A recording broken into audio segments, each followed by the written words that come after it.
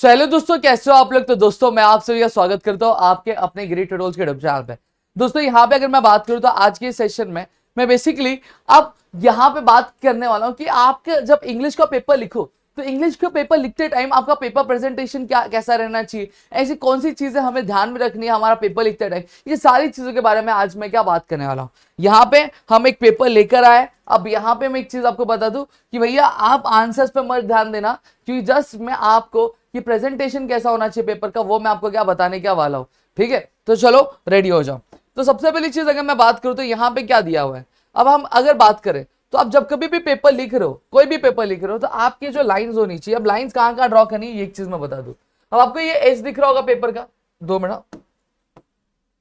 अभी देखो ये पेपर का एज दिख रहा होगा, ठीक है। अब इस एज पे जैसे यहाँ पे लाइन मारी गई है, आपको ऐसी लाइन यहाँ पे ड्रॉ कर लेनी है। अब इस साइड अगर मैं बात करूं तो ऑलरेडी आपको लाइन ड्रॉ करके रहती है, अगर नहीं ड्रॉ करनी है तो भी चलेगा, अगर इंस्टेंट अगर करना है तो आप यहां से एक लाइन ड्रॉ क्या कर सकते हो।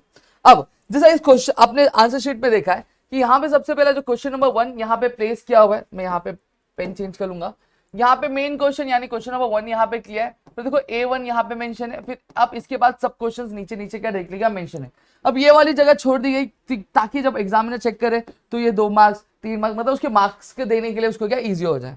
अब दूसरी चीज यहाँ पे अगर मैं बात करूं तो अब क्या करना है। अब यहाँ पे देखोगे आप, ये देखो कट मारा हुआ है, 2 तरफ कट मारा हुआ है। अब पहली बात, अगर आपको कोई भी गलती हो रही है तो आपको ये चीज नहीं है कि जैसे फॉर एग्जांपल मैं यूटेंसिल्स लिख रहा हूं, ठीक है, मैंने U10SL लिख दिया, ठीक है। अब ये मेरा गलत हो गया। अब मैं जब कट हो गया तो मैं क्या करूंगा, एक कट भी मारूंगा तो भी यहाँ पे एग्जामिनर को समझ जाएगा भाई एक कट मारा हुआ है। लेकिन अगर आप यही चीज को आप ऐसे ऐसे कर दोगे तो आपका पेपर बहुत खराब दिखेगा। समझ में आ गया।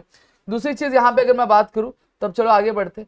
अब आगे भी यहाँ पे अगर हम बात करें, अब देखो इसका A1 वाला सेक्शन पूरा खत्म हो गया, तो भाई ने क्या किया, आपकी एक लाइन यहां से इन्होंने ड्रॉ कर दी। अब जैसे एग्जामिनर को अभी समझ में आ जाएगा कि इसकी जो A1 वाली जो एक्टिविटी थी वो पूरी तरीके से यहाँ पे क्या हो गई है, खत्म क्या हो गई है। तो ऐसे आपको भी क्या करना रहेगा, लाइन क्या ड्रॉ क्या करनी रहेगी। डन। फिर उसके बाद अगर हम बात करें, फिर देखो A2 वापस चालू रहता है, A2 भाई ने लिखा है। फिर उसके बाद उन्होंने सारी चीजें क्या की है। अब यहां पे आप एक चीज और कर सकते हो, जब कभी भी आप आंसर लिख रहे हो तो आप जो आंसर के जो मेन पॉइंट्स है, जैसे tail is present at the back part of the various animals, तो यहां पे अगर मैं बात करूं जो टेल है वो आपका मेन आंसर है कि जो टेल है, तो इससे जो एग्जामिनर्स को चेक समझ में आ जाएगा, तो उसके लिए इजी हो जाएगा क्या आंसर चेक करना।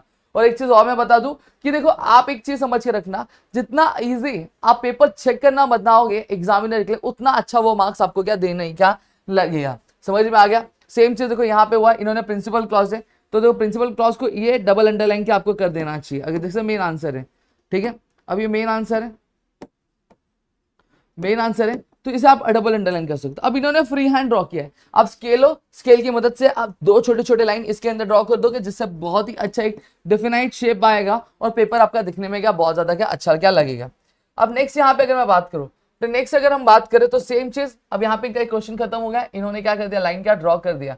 और यहाँ पे देखो बी वाला पार्ट चलो, तो बी इन्होंने इधर मेंशन किया और 1 यहाँ पे, और फिर इधर से इन्होंने आंसर क्या लिखना चाहा, देखो डबल अंडरलाइन किया। डन। अब नेक्स्ट मैं बात करता हूं, अब आगे बढ़ते हैं। अब आगे जब मैं बात करूं तो अब यहाँ पे एक चीज इन्होंने नहीं की, क्या पता है क्या, कि जब कभी भी आपका क्वेश्चन नंबर 1 जैसे फॉर एग्जांपल पूरा का पूरा खत्म हो जाए, तो अब आपको क्या करना चाहिए, आपको यहाँ पे डबल लाइन आप ड्रॉ करोगे, क्या करोगे, डबल लाइन क्या ड्रॉ क्या करोगे, ठीक है। जैसे यहाँ पे ड्रॉ करके दिखा देता हूं आपको। अब जिससे एग्जामिनर को पता चलेगा कि आपका एक क्वेश्चन पूरा का पूरा क्या हो गया, खत्म क्या हो गया, ठीक है। तो आप क्या नया क्वेश्चन नए पेज पे क्या स्टार्ट करोगे, ठीक है। तो इस तरह से देखो यहाँ पे, अब देखो इनका क्वेश्चन नंबर 2 चालू होगा, ए डाला इन्होंने 1 2, बाकी सारी चीजें एज इट इज रखी है। अब फ्लो चार्ट की बात कर दो तो फ्लो चार्ट को लेकर बहुत ज्यादा दिक्कत होता है कि एग्जाम में फ्लो चार्ट अगर आए तो कैसे। अब कई सारे लोग जो तो फ्लो चार्ट ही पूरा चेंज कर देते, तो आपको फ्लो चार्ट पूरा चेंज नहीं करना है, जैसा क्वेश्चन में दिया वैसा कहीं वैसा आपको क्या ड्रॉ क्या करना रहना है, ठीक है। तो ये आप स्केल की मदद से ड्रॉ करोगे ऐसे लाइन और इस तरह से चीजें। डन। फिर देखो यहाँ पे इन्होंने एक लाइन ड्रॉ किया, फिर एक लाइन यहाँ पे ड्रॉ किया, ये चीज तो सारी चीजें सेम है। देखो अब पेंसिल जो है हमेशा ध्यान रखना कि शार्प पेंसिल हो आपकी, देखो इन्होंने फेंट पेंसिल का यूज किया। अब हमेशा ध्यान रखना कि आपकी जो पेंसिल होनी चाहिए बहुत शार्प होनी चाहिए, जिससे आपका जो पेपर आपका जो आंसर वो बहुत सही दिखता है, ठीक है। अब चलो देखो ये वाली चीज गलती नहीं करनी, जैसे यहाँ पे इन्होंने किया है, आप एक कट भी मार दोगे तो आपका आंसर क्या हो जाएगा, समझ में आ जाएगा कि भाई आंसर क्या है आपका यहाँ पे गलत हुआ है।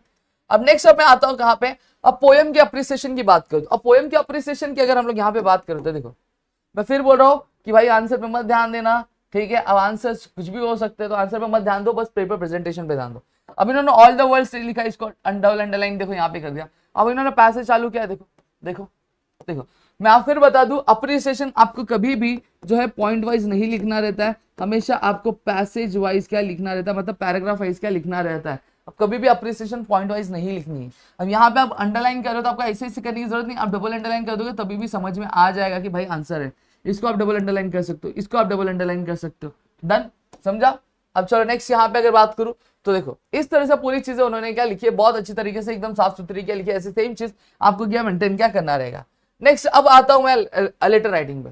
अब लेटर राइटिंग की बात करूं तो देखो यहाँ पे जो लेटर राइटिंग है अब इन्होंने किया है, बट अब यहाँ पे कुछ कुछ चीजें जो यहाँ पे उलट पुलट क्या हो गई है, तो वो चीज आपको ध्यान देनी है। सबसे पहले जो लाइन है, वो लाइन मैंने क्या कहा, आपको इस तरह से एकदम सीधी सीधी ड्रॉ करनी है, तो वो आपको एक चीज ध्यान में रखनी है। फिर दूसरी चीज अगर मैं बात करूँ, ये जो कट है, ये कट आपको नहीं करना है, ऐसे ऐसे नहीं करना है। कट हो गया तो छोटा सा कट दे दोगे, हो जाएगा आपका काम, क्लियर हो जाएगा। अब ये जो पैसेज है, ये जो चीज है, ये चीज आपको यहाँ से ना स्टार्ट करके यहाँ से स्टार्ट करनी है, यहाँ से स्टार्ट करनी है, यहाँ से स्टार्ट करनी है, यहाँ से स्टार्ट करनी है। समझ में आ गया, ये थोड़ा टेढ़ा हो गया, तो ये चीज आपको क्या ध्यान में क्या रखना चाहिए, ठीक है। अब यहाँ पे अगर हम बात करें तो यहाँ पे मैंने आपको एक एक करके सारी चीजों के बारे में बता दिया। आई होप सो चीजें यहाँ पे आपको समझी होंगी, और इस तरह से आपका जो प्रेजेंटेशन था वो क्या होना चाहिए, ठीक है। तो चलो मिलेंगे हमारी अगली वीडियो में। ऐसी और वीडियोस चाहिए तो प्लीज कमेंट सेक्शन में कमेंट करके जरूर बताना, और अगर वीडियो अच्छी लगी तो वीडियो को लाइक, चैनल को सब्सक्राइब नहीं किया तो चैनल को सब्सक्राइब कर लेना, अपने दोस्तों जरूर शेयर करना। तो मिलेंगे अगली वीडियो में, तब तक के लिए घर पे रहो सुरक्षित, अपना ध्यान जरूर रखना दोस्तों। जय हिंद दोस्तों।